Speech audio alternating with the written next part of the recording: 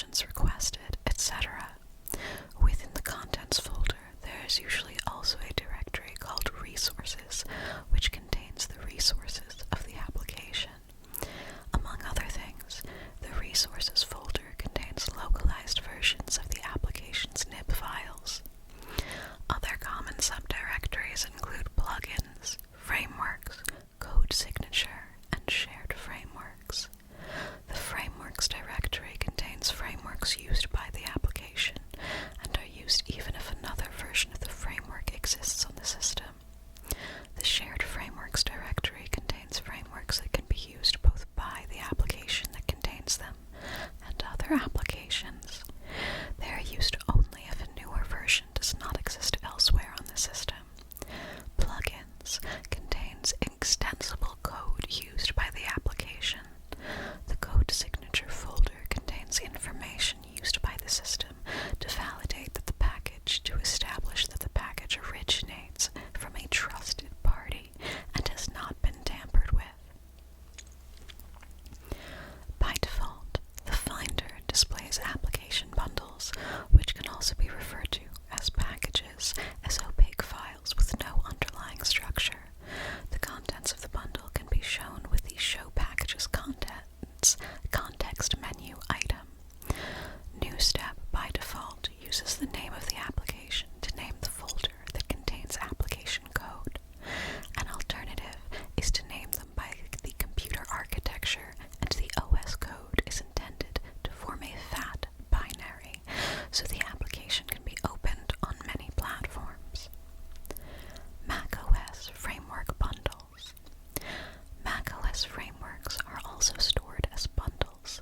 The top-level directory of a framework bundle has a name that is the name of the framework followed by the extension .framework. In the top-level directory is a versions directory with subdirectories for one or more versions of the framework, each subdirectory containing the dynamic library code for the framework in a file whose name is the same as the name of the framework, possibly with a headers folder containing header files for the framework, and other subfolders such as resources. The versions directory also contains a symbolic link current to the directory for the current version of the framework. In the top-level directory are symbolic links to the contents of version/current.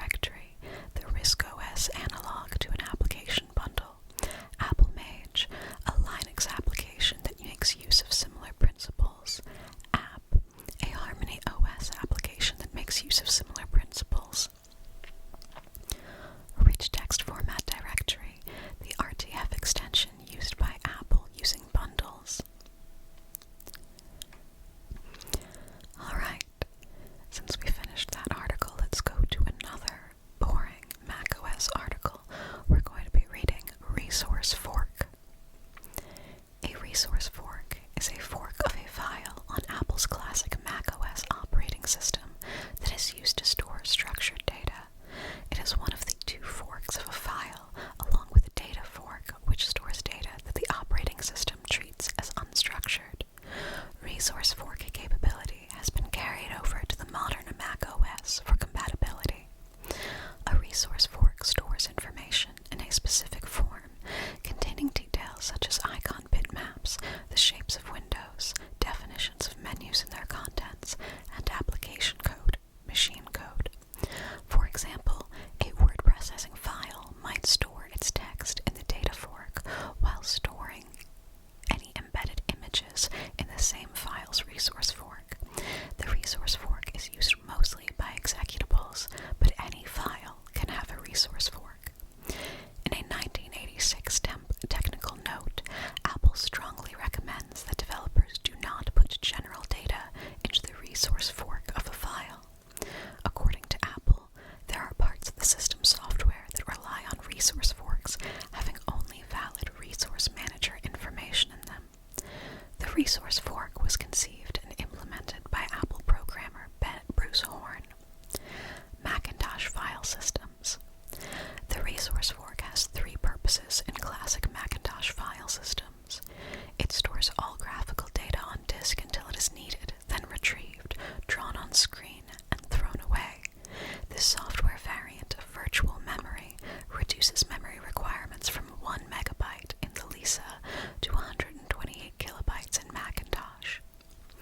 It provides a way for a non-programmer to perform internalization and localization because all the pictures and text are stored separately in a resource fork. It can be used to distribute nearly all of the components of an application in a single file, reducing clutter and simplifying application installation and removal. The resource fork is implemented in all of the file systems used for system drives in the classic Mac OS, MFS, HFS, and HFS Plus, and in the Mac OS only APFS. The presence of a resource fork makes it easy to store a variety of information, such as an icon that the desktop should display for that file. While the data fork allows random access to any offset within it, access to the resource fork works like extracting structured records from a database. Microsoft Windows also has a concept of resources, but these are completely unrelated to sources in macOS. The Macintosh file system store metadata distinct from either the data or resource fork, such as the creation and modification timestamps, the file type and creator codes, and fork lengths. Some files have only a resource fork. One example is a font file in the classic Mac OS. Another example is a classic 68K application, where even the executable code is contained in resource types of code. Later PowerPC binaries stored the executable code in the data fork. Since resource forks were supported only on Macintosh file systems, including MFS, HFS, HFS Plus, and APFS, they could not be copied to the file systems of other operating systems. The MacBinex and MacBinary formats were invented to encode resource and data forks into one file for transfer between systems. AUX supported resource forks on Unix file systems like the Apple Single and Apple Double formats. Starting with Mac OS X Tiger, Apple Double was used to store resource forks on file systems such as Windows SMB shares and FAT32 file allocation table volumes. In the HFS Plus file system, settings can be made to allow other forks in addition to the data and resource forks to create a multi-fork application. As of August 7, 2002, Apple recommended that developers should not build resources into resource forks in Mach binaries on Mac OS X.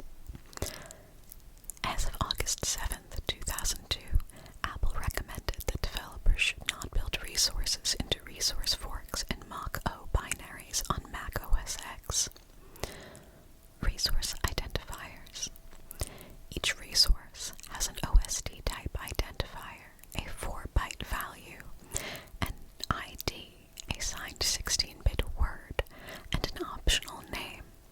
There are standardized resource types for dialog boxes, DITL, images, PICT, sounds, SND, and executable binaries, CODE, which, until the advent of the PowerPC processor, were without exception stored in the resource fork. Subroutines for rendering windows are stored in their own type of resources, WDEF, and subroutines for rendering menus in theirs, MDEF. This arrangement enabled users to easily customize not only individual applications, but also the operating system itself, using tools such as ResEdit to modify the resources of an application file or any of the system files. Within an application or other code, resources can be loaded simply using a combination of their type, ID, or name without regard to how and when they are stored in the resource fork. The client is returned a handle to the loaded resource, which can then be accessed like any other heap-based data. The OS component that facilitates this is the Resource Manager. In addition to abstracting the details of the data storage from the data, the Resource Manager also arranges sets of open resource forks into a stack, with the most recently opened file on top. When trying to load a resource, it will look in the top of the stack first, perhaps the current document's resource fork, then the next one down, the application's resource fork, then the next one, system resource forks. This arrangement is very powerful. It permits local resources to override more global ones lower down, so an application can provide its own icons or fonts in place of the system's standard ones, for example. It also allows an application to load resources from the system using the same API as any other resource, without regard to where or how that resource is stored. To the application, all resources are equally available and easy to use. The system reserves resource IDs and a certain range to help avoid resource conflicts arising from this. Resource Manager APIs allow the programmer to manipulate the stack and modify the search behavior. Editing. Resource Editor and Resource Editing redirect here. For editing resources in Microsoft Windows, see Resource Editor, Windows. As the resource fork can be edited with a resource editor such as ResEdit, it can be used to localize and customize software. In addition, most resource editors allow visual editing of data. In macOS, it is possible to use resources when developing an application.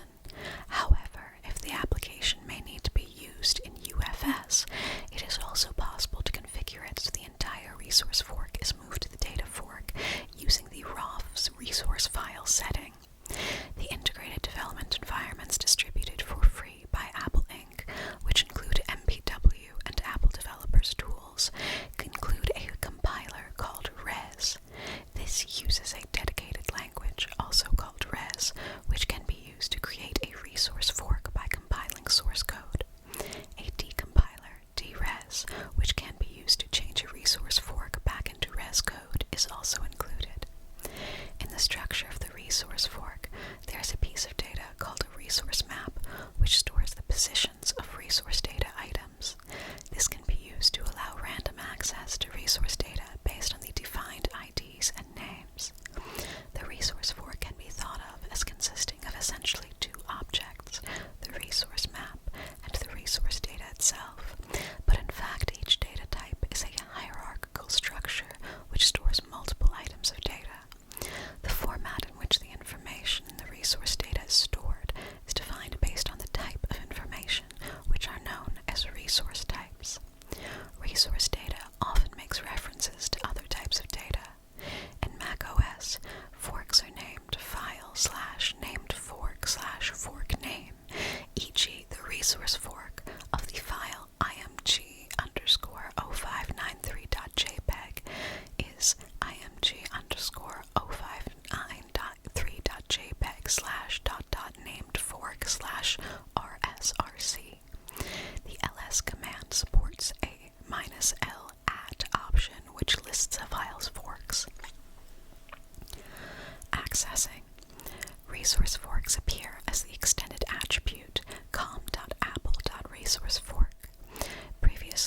resource forks were accessed via the Resource Manager API.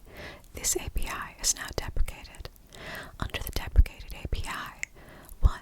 When a resource fork is accessed, data including the start position and length of the resource data and resource map is read in from the header. 2. If a resource type to read in has been specified, a check is performed to make sure that type is present in the resource list and the number of items of data containing that type and their offsets in the resource reference list from the start position of the resource map is found. 3. The resource ID, the offset of the resource name, the resource properties, and the offset of data from the start position of the resource ID is found. 4. If resource data with a specified ID or name is present in the resource data, the offset obtained above is accessed, the data length is found, and all the data stored there is read in and returned as the return value. File Manager APIs, such as PBOpenRF, are also allowed access to the raw resource fork. However, they should be used only for applications such as copying a file. Apple strongly warns against using the resource fork as a second data fork. From the POSIX interface, the resource fork could be accessed as filename/named_fork/rsrc or as filename/rsrc. The shorter form was deprecated in Mac OS X v10.4 and removed completely in Mac OS X v10.7. Data types. The smallest elements making up a resource fork are called data types. There are several data types. After a resource fork is accessed, its contents can be found by reading it as an appropriate data type defined in advance.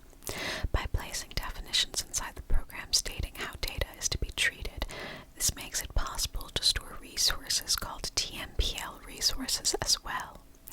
Using this method increases the visibility of the data when viewed with a program such as ResEdit, making later editing simpler. As the Macintosh platform originated with Motorola-based processors, 68K and PPC, the data is serialized to disk in big endian format. Editors. ResEdit, distributed free of charge by Apple, can be used for visual editing of resource data. If the structure of data is known, it can display a range of different types of data in a visual format. Does not run on modern Mac OS. ResSorcerer, expensive but popular, as it can be used for visual editing of many more types of data than ResEdit. HexEdit, a binary editor, which in fact is normally used for editing the data fork rather than the resource fork. ResKnife, open source editor for Mac OS X, no longer maintained. Recycle, a Mac OS tool that extracts resources from a resource fork into a separate binary file while converting many types into formats suitable for modern development. ResourceDASM, an open resource extractor for Mac OS and Linux capable of converting many resources into modern formats. ResForge, resource editor for Mac OS, capable of editing classic resource fork files and related formats, compatible with Mac OS 10.14 or later, runs natively on both 64-bit Intel and Apple Silicon. Compatibility. The complexity of programming with resource forks has led to compatibility problems when accessing other file systems via sharing protocols, such as AFP, SMB, NFS, and FTP, while storing to non-HFS volumes, or when transmitting files to other systems in other ways, such as via email. The AFP protocol natively supports resource forks, and so resource forks are typically transmitted to these volumes as is, and stored by the server transparently to clients. The SMB protocol supports a file metadata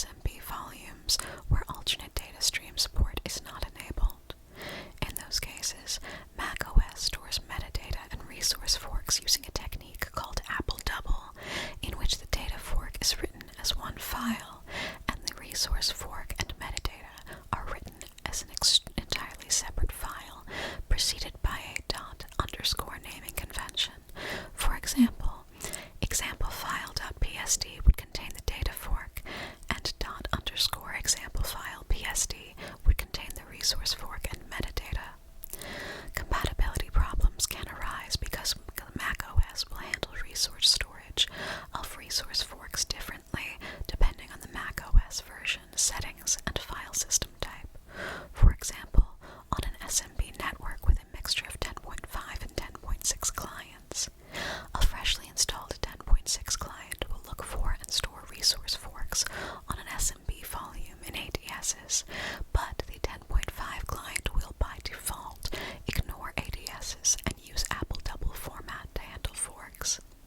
If a file server supports both AFP and NFS, then clients using NFS will store files in Apple double format, whereas AFP users will be stored the resource fork natively. In those cases, compatibility can sometimes be maintained by forcing clients to use or not use Apple double format. Many file servers providing AFP support do not natively support resource forks on their local file systems. In those cases, the forks may be stored in special ways, such as specially named files, special directories, or even alternate data streams. Another challenge is preserving resource forks when transmitting files using non-resource fork-aware applications, or with certain transfer methods using email and FTP. A number of file formats, such as Mac binary and BineHex, have been created to handle this. Command line system tools split forks and fix up resources forks, allow manual flattening and merging of resource forks. In addition, a file server seeking to present file systems to Macintosh clients must accommodate the resource fork as well as the data fork of files. Unix servers providing AFP support usually implement this with hidden directories. Older applications written with the Carbon API have a potential issue when being ported to the current Intel Macs.